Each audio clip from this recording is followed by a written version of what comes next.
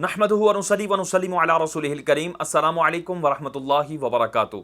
अल-मुशाहदात दारुल इफ्ता में आपको खुशामदीद कहते हैं।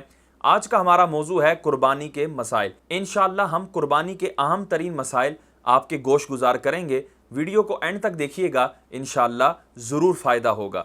अल्लाह तबारक व तआला कुरान मजीद फ़ुरक़ान हमीद में अपने प्यारे महबूब सल्लल्लाहु तआला अलैहि वसल्लम को हुक्म इरशाद फरमाता है, फ़सल्लि लिरब्बिका वन्हर, और मेरे प्यारे महबूब अपने रब के लिए नमाज पढ़िए और कुर्बानी दीजिए। इसी तरह हुजूर सरवर कौनैन सल्लल्लाहु तआला अलैहि वसल्लम का बहुत ही प्यारा फरमान सुन्ने अबी दाऊद, जामी तिर्मिज़ी और सुन्ने इब्ने माजा में मौजूद है।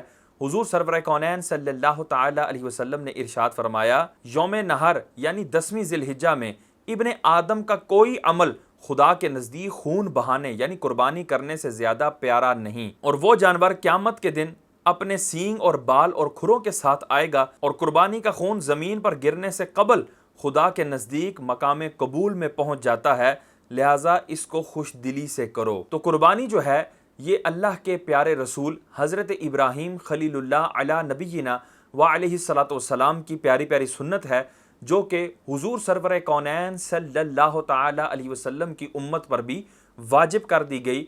तो जो भी साहिब इस्तिताअत हैं जिनमें कुर्बानी करने की शराइत पाई जाती हैं, तो उन पर कुर्बानी करना वाजिब होती है। आज इंशाअल्लाह हम चंद मसाइल आपके गोश गुजार करेंगे ताकि आपको मालूम हो सके कि कुर्बानी किस पर लाजिम होती है और किन शराइत की बिना पर उस पर कुर्बानी लाजिम होगी, कौन से जानवर जो हैं उनकी कुर्बानी की जा सकती है, किन जानवरों की कुर्बानी नहीं की जा सकती। ये सारे मसाइल इंशाअल्लाह आपको मुख्तसरन जिक्र किए जाएंगे और स्लाइड्स भी साथ चलाई जाएंगी ताकि आपको समझने में आसानी हो। ये आपके सामने स्लाइड शो हो रही होगी, जिसके अंदर हमने आगे जो बयान करना है हमने उसको 5 हिस्सों में तकसीम किया है। नंबर 1 कुर्बानी की शराइत, नंबर 2 कुर्बानी का वक्त, नंबर 3 कुर्बानी के जानवर और उनकी उम्र, नंबर 4 वो जानवर जिनकी कुर्बानी जायज़ है, नंबर 5 वो जानवर जिनकी कुर्बानी जायज़ नहीं। अब तरतीबवार जो है वो सारों को मुलाहिजा करें। सबसे पहला हिस्सा था कुर्बानी की शराइत। तो कुर्बानी की शराइत क्या है? नंबर 1 मुसलमान होना, कि काफिर पर कुर्बानी लाजिम नहीं है, मुसलमान होना शर्त है। नंबर 2 बालिग होना, तो यहाँ से पता लगा नाबालिग पर कुर्बानी लाजिम नहीं है। अब लड़का जो है वो 12 साल से 15 साल की उम्र के दरमियान बालिग होता है, और लड़की 9 साल से लेकर 15 साल की उम्र तक बालिग होती है। इस दौरान इनके अंदर कोई बुलूगत की निशानियां पाई जाएं तो इनको बालिग शुमार किया जाएगा, लेकिन अगर कोई निशानी नहीं पाई जा रही तो जब वो 15 साल के हो जाएंगे कमरी एतबार से, यानी जो जनवरी फरवरी का एतबार है ये एतबार नहीं होगा, जो इस्लामी महीने हैं उनका एतबार किया जाएगा। उस एतबार से जब लड़का और लड़की 15 साल के हो जाएंगे तो फिर वो शरीयत की तरफ से अगरचे कोई निशानी उनकी ज़ाहिर हुई है या नहीं हुई बुलूगत की, उनको बालिग शुमार कर लिया जाएगा। तो जो ही ये बालिग हो जाएंगे और इनके ऊपर दीगर शराइत पाई जाएंगी तो इन पर कुर्बानी लाजिम होगी। तो नाबालिग जितना मर्जी भी अमीर हो, जितना मर्जी उसके पास माल हो, उस पर कुर्बानी लाजिम नहीं है। नंबर 3 आकिल होना, कि पागल जितना मर्जी भी मालदार हो उसके ऊपर कुर्बानी लाजिम नहीं है। नंबर 4 मुकीम होना, यानी मुसाफिर पर कुर्बानी लाजिम नहीं होगी, यानी जो अय्यामे नहर हैं 3 दिन जो कुर्बानी के होते हैं, अगर कोई शख्स उन दिनों के अंदर मुसाफिर है तो अब उसके ऊपर कुर्बानी लाजिम नहीं है अगरचे वो मालदार है। नंबर 5 मालिक निसाब होना। मालिक निसाब कौन है, कितना माल उसके पास होना चाहिए, ये हमने इसकी तफसील जो है वो ज़कात के अंदर बयान की थी कि ये अमवाल हैं और इतने इतने अगर किसी बंदे के पास हैं तो वो बंदा जो है वो मालिक निसाब होगा। जिसके पास ये अमवाल इससे कम हैं, ये निसाब को नहीं पहुंच रहे, तो वो बंदा मालिक निसाब नहीं होगा। पहले वो वीडियो जो है वो मुलाहिजा फरमा लें, फिर उसके बाद मजीद उसके ऊपर कलाम करते हैं। और तीसरा था निसाब ज़कात। 2 पर हमने गुफ्तगू कर ली, अब तीसरे पर आते हैं निसाब ज़कात पर, कि वो कितनी मिकदार है माल की, कि जब उस मिकदार को वो माल पहुंच जाएगा तो बंदे पर ज़कात उसकी निकालना लाजिम हो जाएगा, और जब उस मिकदार को नहीं पहुंचा होगा तो उस पर ज़कात लाजिम नहीं होगी। तो आए उस मिकदार को सुनते हैं। अम्वाल ज़कात की वो मखसूस मिकदार जिसका मालिक होने पर ज़कात लाजिम होती है, इसे निसाब ज़कात कहा जाता है, और इसके मालिक को साहिब निसाब गनी मालदार कहते हैं। निसाब ज़कात की सूरतें दर्ज झैल हैं। अब आप ये देख रहे हैं कि अम्वाल ज़कात लिखा हुआ है और उसके नीचे नंबर वाइज अम्वाल ज़कात लिखे हुए हैं, सोना, चांदी, नकदी, करेंसी, माल तिजारत, ये 4 तरह के माल, और फिर आगे उनके निसाब लिखे हुए हैं। अब वो समाअत फरमाएं, सोना तो सोने का हदीस पाक में कौन सा निसाब बयान किया गया है, तो वो 20 दीनार यानी 20 सोने के सिक्के। अब उन 20 सोने के सिक्कों को पिघलाया जाए, उनका वजन अगर किया जाए तो तोले के हिसाब से उसका वजन क्या निकलेगा, 7.5 तोले, 7.5 तोला, ठीक है। और ग्राम के हिसाब से उसका वजन किया जाए तो 87.48 ग्राम। चांदी, हदीस पाक में इसका निसाब कितना मज़कूर है, तो वो 200 दिरहम है। दिरहम कहते हैं चांदी के सिक्के को। अब इसको अगर इसका वजन किया जाए तो वो कितना बनेगा, 52.5 तोला यानी 52.5 तोला। और अगर ग्राम के हिसाब से उसका वजन किया जाए तो 612.36 यानी 612.36 ग्राम। अच्छा, नकदी और करेंसी, इसका निसाब क्या है?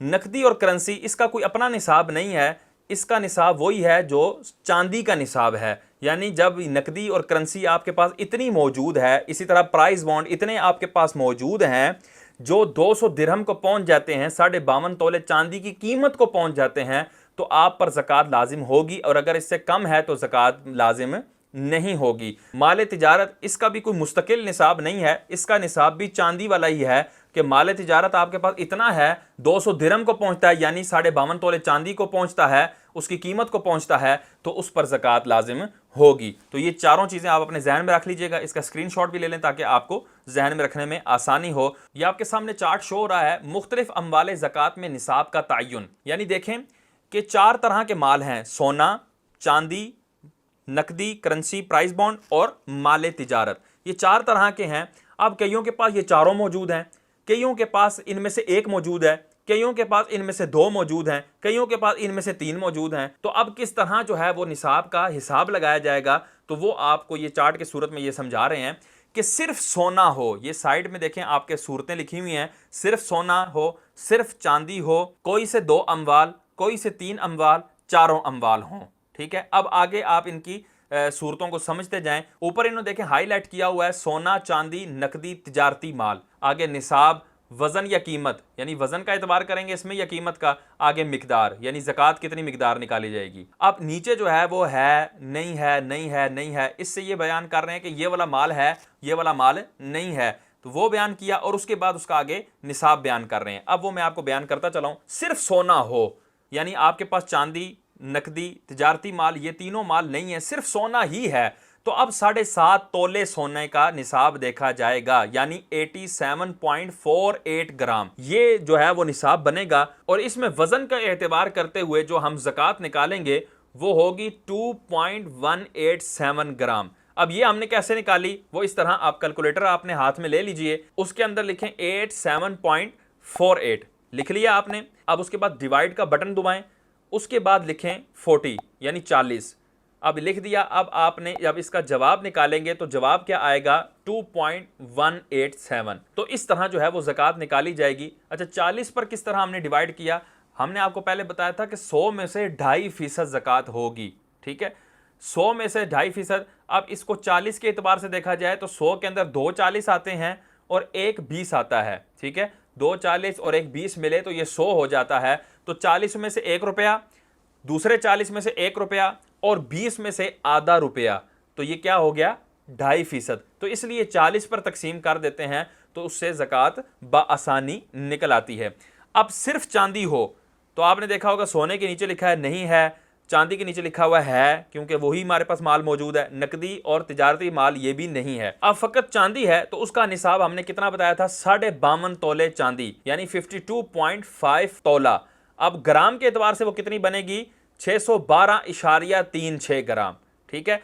अब इसका वजन का एतबार होगा या कीमत का, तो इन्होंने यहां पर लिखा हुआ है कि वजन का एतबार होगा। अब वजन के एतबार से इसका निसाब, इसका 40वां हिस्सा कितना निकलेगा, 100 में से 2.5% कितना निकलेगा, वो निकलेगा 15.309। अच्छा, अब नीचे देखें कोई से 2 अम्वाल। अब उन्होंने मिसाल के तौर पर क्या कर दिया, सोने के नीचे लिख दिया नहीं है, तिजारती माल के नीचे लिख दिया नहीं है, चांदी और नकदी मौजूद है, ठीक है, कोई भी 2 अम्वाल हों तो अब उनका निसाब क्या होगा, वो चांदी वाला ही निसाब होगा, यानी 52.5 तोले चांदी, ग्राम के एतबार से 612.36 ग्राम। अब इसमें वजन का एतबार होगा या कीमत का, तो इसमें कीमत का एतबार होगा कि जो भी उसकी कीमत बनेगी उस वक्त के हिसाब से उसको देख के उसका 40वां हिस्सा अदा कर दिया जाएगा। कोई से 3 अमवाल हों, अब वो भी आप यहाँ पे फ़र्ज़ कर लें, कोई से भी 3 अमवाल, इन्होंने लिखा है सोने के नीचे नहीं है, चांदी, नकदी, तिजारती माल, ये तीनों चीज़ें हैं। अब इसका निसाब क्या होगा, वो भी चांदी का निसाब देखा जाएगा, यानी 52.5 तोले चांदी ग्राम के एतबार से 612.36 ग्राम। इसमें भी कीमत का एतबार होगा, जो भी उस मौजूदा वक्त के एतबार से जो कीमत बनेगी उसका 40वां हिस्सा देना होगा। चारों अमवाल मौजूद हैं, उन चारों की अब कीमत लगाई जाएगी। तो वो चांदी के अगर निसाब को पहुंच जाती है, यानी 52.5 तोले चांदी अगर ग्राम के एतबार से देखा जाए 612.36 ग्राम, तो अब उसका भी 40वां हिस्सा ज़कात में देना होगा। अब यहां पर देखें 4 तरह के माल बयान हुए, सोना, चांदी, नंबर 3 नकदी प्राइस बॉन्ड, और नंबर 4 माल तिजारत। नंबर 5 है हाजत असलिया से जायद माल। ये भी कुर्बानी के निसाब में इसको भी शुमार किया जाएगा, अगरचे ये ज़कात के निसाब में शुमार नहीं किया जाता कि हाजत असलिया से जायद सामान जितना भी हो उस पर ज़कात लाजिम नहीं होगी, जैसे हमने ज़कात के सेशन में बयान किया था। लेकिन कुर्बानी के अंदर और सदका फ़ितर के लाजिम होने में हाजत असलिया से जायद सामान को भी देखा जाएगा। तो हाजत असलिया से जायद सामान क्या है, पहले आप हाजत असलिया वाला सामान समझ लें, तो इंशाल्लाह आपको हाजत असलिया से जायद सामान की भी समझ में आ जाएगी। ये आपके सामने एक स्लाइड शो हो रही है जिसमें लिखा है हाजत असलिया वाला माल, वो चीज़ें जिनकी उमूमन इंसान को ज़िंदगी गुजारने के लिए ज़रूरत होती है और उनके बगैर गुजर औकात में शदीद तंगी और दुश्वारी महसूस होती है, ऐसी चीज़ें हाजत असलिया में दाखिल हैं।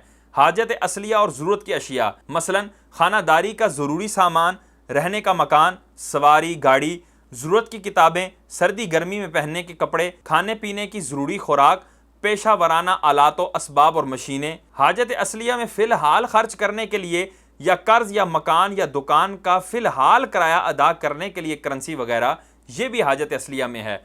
तो जो चीज़ें इसके अलावा होंगी वो हाजत असलिया से ज़ायद होंगी, जैसे गर्मी और सर्दी के वो कपड़े जो अब आपके इस्तेमाल में नहीं रहे, जैसे छोटे हो जाते हैं या अब वो हमें पसंद नहीं है तो अब वो वैसे ही पड़े हुए हैं, तो ये हाजत असलिया से ज़ायद हैं। इसी तरह जूते, इसी तरह बर्तन वगैरह जो इस्तेमाल में हैं ही नहीं, किसी एतबार से भी इस्तेमाल में नहीं है। इसी तरह वो टीवी कि जिसको दीन सीखने के लिए जो है वो नहीं रखा गया, बल्कि उसके अंदर मखलूत चीज़ें चलती हैं, कभी दीन भी जो है ना वो सीख लिया जाता है और कभी जो है वो ख़बरें देखी जा रही होती हैं, कभी दीगर मामलात भी हो रहे होते हैं, तो ऐसी टीवी भी हाजत असलिया से ज़ायद शुमार की जाएगी। इसके अंदर वो प्लॉट भी आएंगे कि जो आपने तिजारत की नीयत से नहीं खरीदे, यानी आपकी खरीदते वक्त ये नीयत नहीं थी कि मैं इनको बेचकर नफ़ा कमाऊंगा, बल्कि आपकी नीयत थी कि यार मैं रखूंगा, अपने पास रखूंगा, बेचने का कोई पक्का इरादा नहीं था। तो ऐसा प्लॉट अगर वो आपने उसके ऊपर रिहाइश भी नहीं रखी हुई और उस पर काश्तकारी करके आपका गुजर बसर भी उस पर नहीं हो रहा, तो ऐसा प्लॉट भी हाजत असलिया से जायद होगा।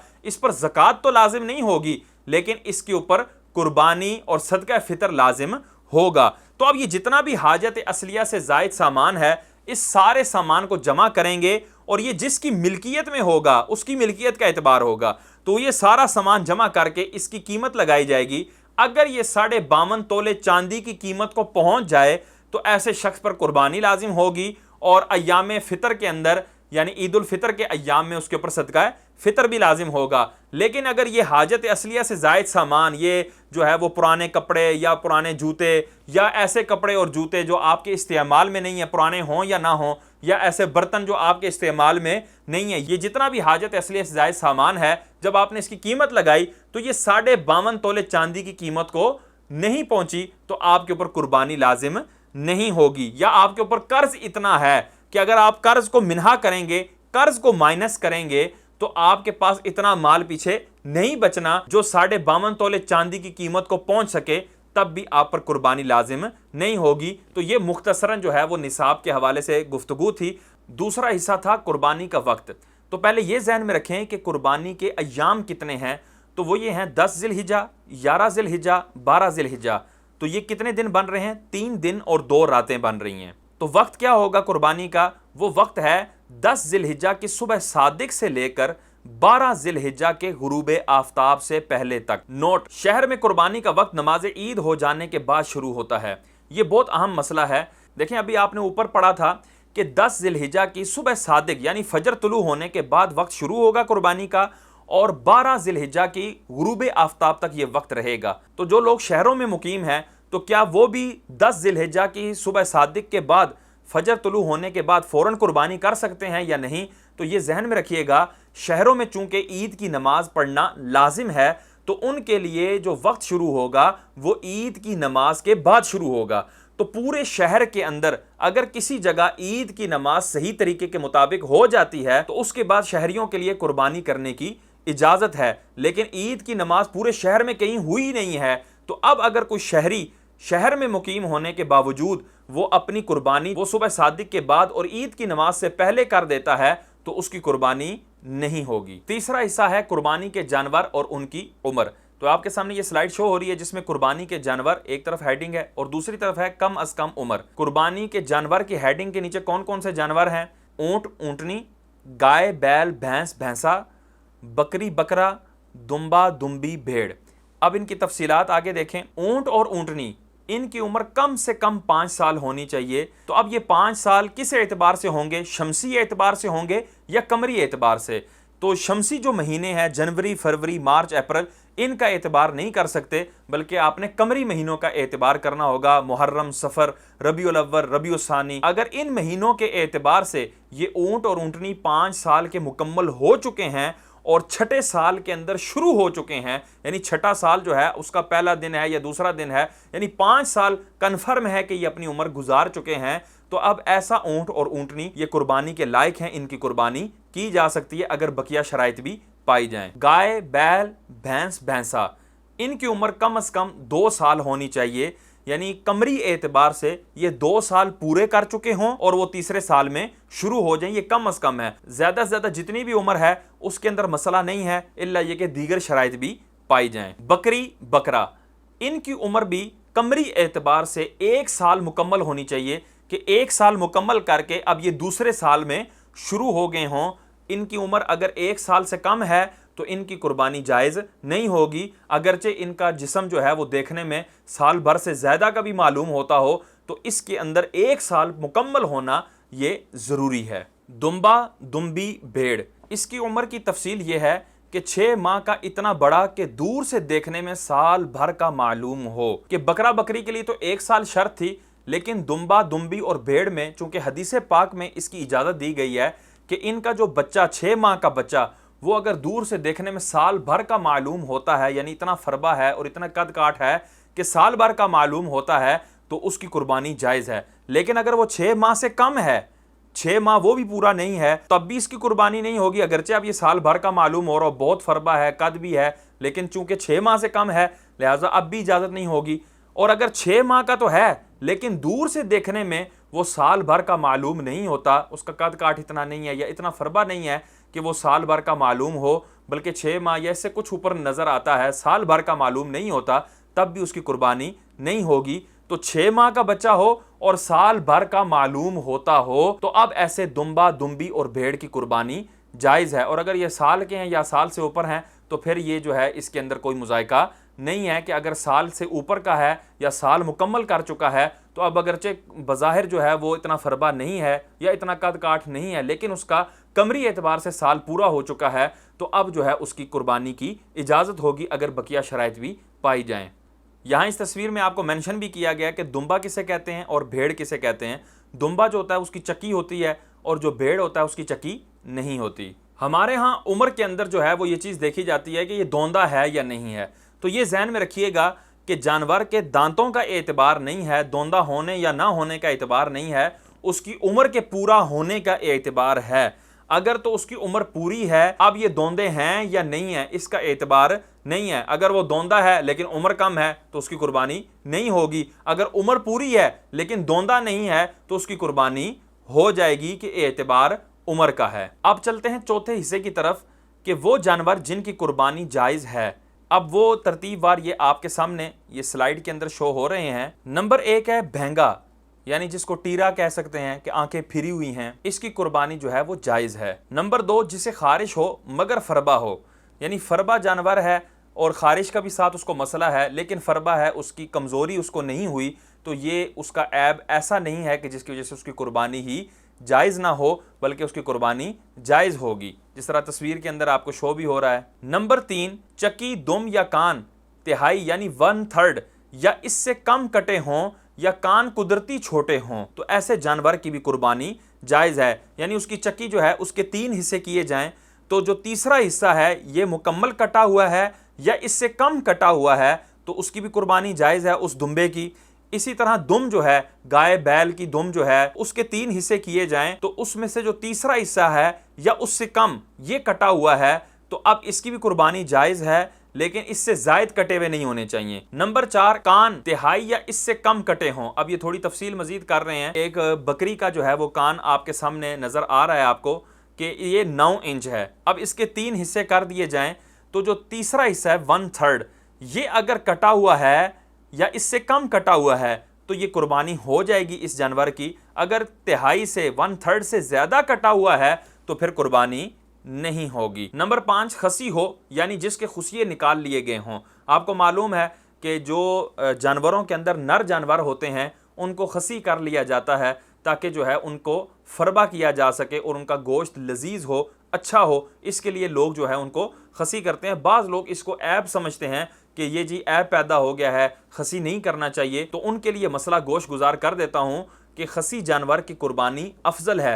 हुजूर सरवर कौनैन सल्लल्लाहु अलैहि वसल्लम ने जो मेंढे किए थे तो वो खसी थे, तो खसी जानवर की कुर्बानी जायज़ ही नहीं बल्कि अफजल है कि उसका गोश्त भी उम्दा होता है और वो फरबा भी ज़्यादा होता है। नंबर 6, भेड़ दुम्बा जिसकी ऊन काट ली गई हो, यानी जब ऊन उतार ली जाए तो ये कोई ऐब नहीं है जिसकी वजह से कुर्बानी जायज़ ना हो। जिस भेड़ या दुम्बे की ऊन उतार ली जाए तो उसकी कुर्बानी बिल्कुल जायज़ है। नंबर 7, दागा हुआ जानवर।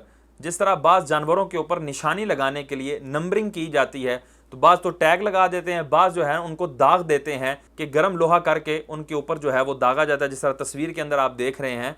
तो इससे जो है अगरचे बज़ाहिर जो है वो लग रहा है कि एक हिस्सा थोड़ा सा जल गया है, लेकिन ये ऐसा ऐब नहीं है जो इसकी कीमत को कम करे, लिहाजा दागे हुए जानवर की भी कुर्बानी जायज़ है। नंबर 8, गाय या ऊँटनी जिसका सिर्फ एक थन खुश्क हो।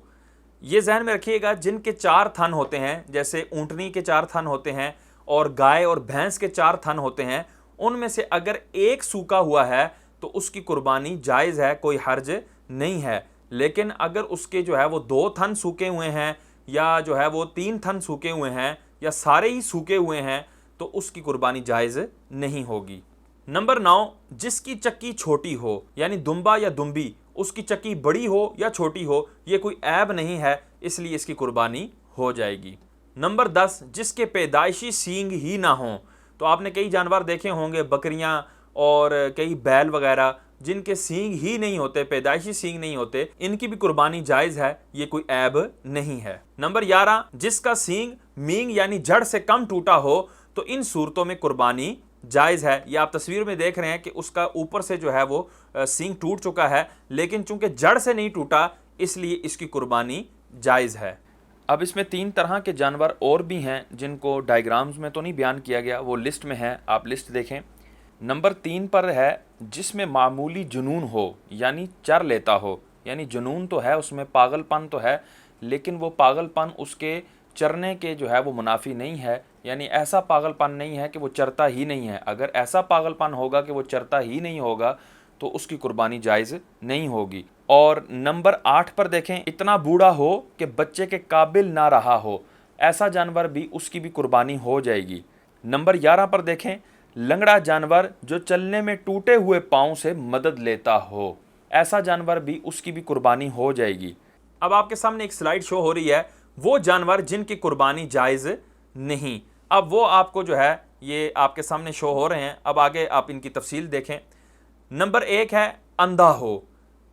पहले था भैंगा। भैंगे की कुर्बानी जायज़ है कि वो अंधा नहीं है, बस उसकी आंखें के जो ढेले हैं वो थोड़े से फिरे हुए हैं कि उसकी नज़र कहीं और होती है और देखता वो कहीं और होता है, लेकिन उसको नज़र आ रहा होता है, वो अंधा नहीं होता, वो भैंगा है, तो उसकी कुर्बानी तो जायज़ है।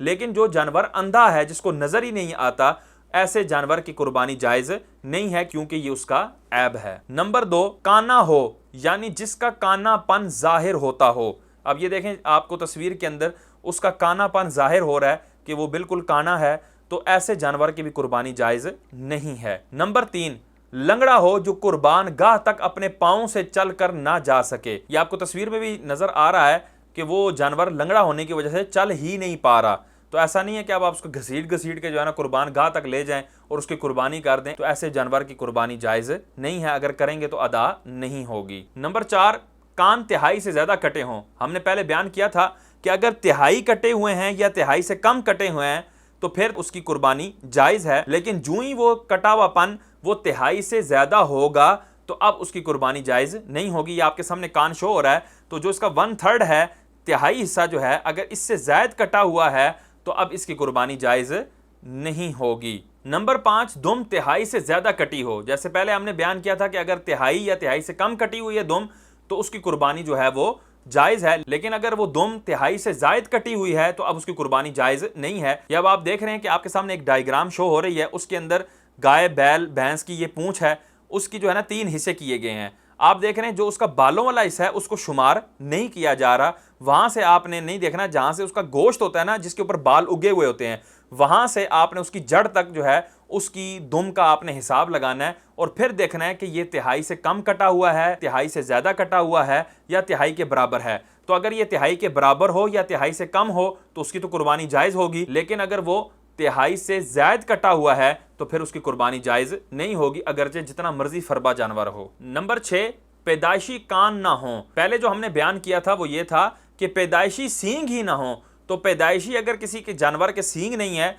तो वो ऐब नहीं है, लेकिन अगर पैदाइशी कान ही नहीं है तो ये ऐब शुमार किया जाएगा और ऐसे जानवर की कुर्बानी जायज नहीं होगी। नंबर 7, एक कान हो, यानी दूसरा कान या तो है ही नहीं या वो कटा हुआ है, तो अब उसकी कुर्बानी जायज नहीं होगी। अगर कटा हुआ है तो उसकी वही तफसील होगी कि अगर वो तिहाई से ज्यादा कटा हुआ है तो फिर उसकी कुर्बानी जायज नहीं होगी, अगर तिहाई के बराबर या तिहाई से कम है तो उसकी कुर्बानी जायज होगी। नंबर 8, थन कटे हों या खुश्क हों, गाय ऊंटनी के 2, बकरी का 1। जैसे हमने पहले बयान किया था कि गाय, भैंस और ऊंटनी के 4 थन होते हैं, तो उसमें से अगर 2 कटे हुए हैं या 2 खुश्क हैं तो उसकी कुर्बानी जायज नहीं होगी। अगर 1 कटा हुआ है या 1 खुश्क है तो उसकी कुर्बानी जायज होगी, जैसे हमने पहले बयान किया। और इसी तरह बकरी या दुम्बी जो है, चूंकि इनके 2 थन होते हैं, उनमें से अगर 1 कटा हुआ है या खुश्क है तो इनकी भी कुर्बानी नहीं होगी। और अगर इन जानवरों के सारे थन जो हैं वो खुश्क हैं, कि ऊंटनी के चारों के चारों, गाय भैंस के भी चारों के चारों खुश्क हैं या कटे हुए हैं, इनकी भी कुर्बानी नहीं होगी। कि कम से कम 2 जो हैं वो अगर कटे हों या खुश्क हों तो उनकी नहीं होती, तो इनकी बदरजा औला नहीं होगी। इसी तरह बकरी और दुम्बी, इनके दोनों थन जो हैं वो खुश्क हैं या कटे हुए हैं तो इसकी भी नहीं होगी। लेकिन ये बात ध्यान में रखिएगा, वो गाय, भैंस, ऊंटनी या दुम्बी और बकरी जो अभी अभी जवान हुई हैं, जिनका अभी दूध आया ही नहीं है, चूंकि ये खुश्क नहीं हुआ उनका दूध, बल्कि अभी उनका दूध बना ही नहीं है, तो ये खुश्क नहीं कहलाएगा कि ये अभी तो दूध आया ही नहीं है। दूध आने के बाद अब ये खुश्क हो तो ये ऐब शुमार किया जाता है। उससे पहले जो वो बिल्कुल जवानी की उम्र में होती हैं, तो ऐसी ऊंटनी, गाय, भैंस, दुम्बी और बकरी की कुर्बानी जायज है कि इनके ये जो थन हैं ये खुश्क नहीं है, बल्कि अभी इनमें दूध आया ही नहीं है। नंबर 9, खुनसा जानवर जिसमें नर और मादा दोनों की अलामतें हों। अब आपके सामने ये तस्वीर में शो हो रहा है कि इसके अंदर नर मादा दोनों की अलामतें हैं, लिहाजा ये खुनसा जानवर है, इसकी भी कुर्बानी जायज नहीं होगी। नंबर 10, एक पांव काट लिया गया हो। ये आपके सामने तस्वीर में शो हो रहा है कि इसका पांव कटा हुआ है या काट लिया गया है, तो ये जो है इसकी कुर्बानी जायज नहीं है। नंबर 11, सींग, मींग यानी जड़ तक टूट गया हो। तो ये देख लें, आपके सामने तस्वीर में शो हो रहा है कि इनके सींग जो है वो जड़ से ही टूट गए हैं और जख्म बना हुआ है, तो इनकी भी कुर्बानी जायज नहीं होगी। पहले हमने बयान किया था कि जड़ तक नहीं टूटा बल्कि आगे से टूटा हुआ है, हमने वो पहले आपको तस्वीर भी दिखाई थी, ये आपके सामने शो भी हो रही है। लेकिन अब जो मामला है वो ये है कि उसका सींग जो है वो जड़ तक टूट गया है, वो जख्म जड़ तक आया हुआ है। आपके सामने तस्वीर में भी शो हो रहा है कि जख्म जो है वो बन गया और जड़ तक जो है वो सींग टूट चुका है, तो ऐसे जानवर की भी कुर्बानी जायज नहीं है। अल्लाह तबारक तआला से दुआ है कि अल्लाह तबारक तआला हमें इल्म दीन हासिल करके उस पर अमल करते रहने की तौफीक अता फरमाए। आमीन बिजाहिन नबी अमीन सल्लल्लाहु तआला अलैहि वसल्लम।